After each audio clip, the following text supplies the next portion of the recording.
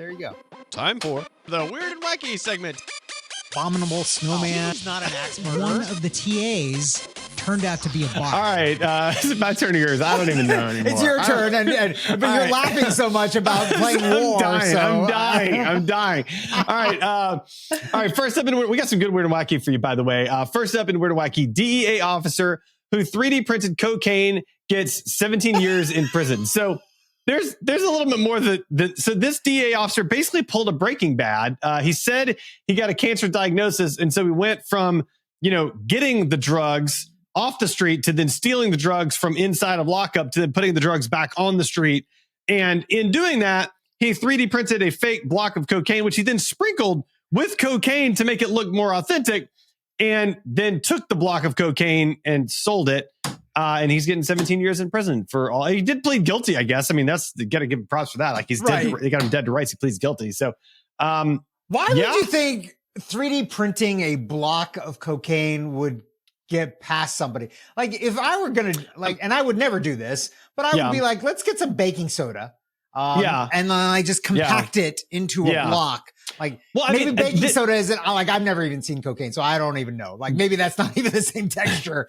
This is the drug dealers like version of stuffing pillows under your blankets so your parents don't know you snuck out of the house. Like that's what this is. Yeah. And so basically he's just assuming that all of because parents know like that's stupid. Of course, any parent looks at that and goes, "Oh, that's obviously not a person," right? So he's just assuming that his coworkers are morons, and that's what he's doing. And obviously, he's the moron, I guess. So yeah, you got to do the Ferris Bueller thing where it's like it rolls when the door opens, so it shifts and moves, and then the sound on the stereo system, makes it sound like you're snoring and groaning. Yes, and I like anything real. Anything you can do from Ferris Bueller is always going to be superior to something that's not from Ferris Bueller. I think that's just kind of a general rule of life, actually. So, 100%. Next up, a Costa Rican supermarket wins a trademark battle against Nintendo. Yeah, they did. And their supermarket is named Super Mario. Super Mario. So apparently, super is like the shortened word for supermarket that they often use there. Okay. And the guy's name is Mario, it's his supermarket. And they called it Super Mario. And then they went into this battle against Nintendo and they won because clearly nobody is going to confuse a Costa Rican grocery store with the game Super Mario. Yeah.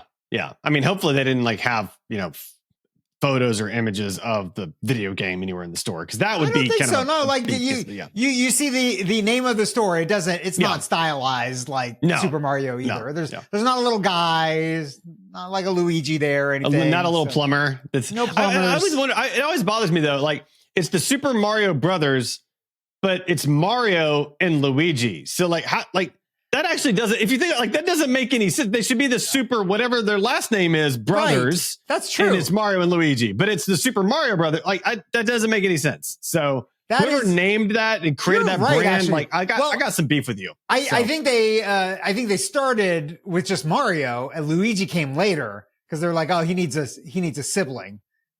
Is that what it was? I think so. Isn't it? I thought Luigi was in the first. Was he in the very first game one? ever? Yeah, I thought so. I thought if you were two-player, maybe you were Luigi. I'm trying to remember back. I can visualize the first board perfectly in my mind. Beyond that, not much else. But anyway. Well, they just hosed Luigi basically. They were like, you're definitely the lesser. Is Luigi the younger of the two? Maybe that's why. I don't know. I think in the movie he might not be, but I don't remember. I've never watched any of the movies, so I would. The movie's good. The most recent movie is great. It's great. Yeah. All right. Last up in Weird and Wacky, the government had been planning it for 7 years. Beavers built the dam in 2 days and saved them $1 million. This was not the U.S. government, though it certainly could have been.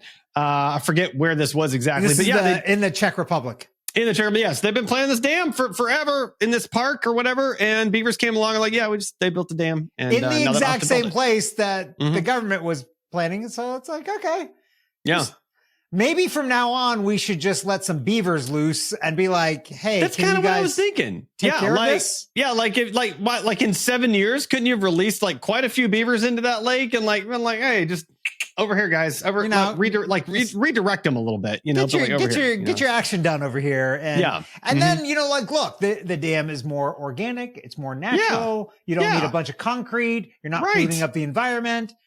It's a win all around. I think so, right? Like, come on. Yeah, love it.